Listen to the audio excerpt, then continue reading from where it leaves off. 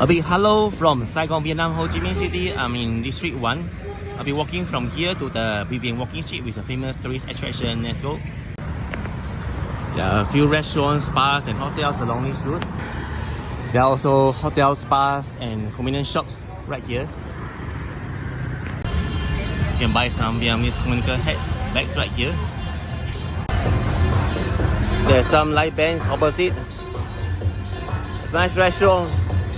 And we are reaching the Bui Vien Walking Street in just a few meters.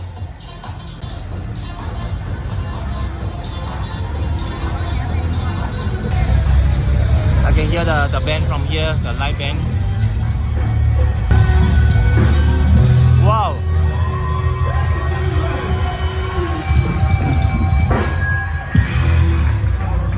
Wow, over 100 people here. They just finished one song.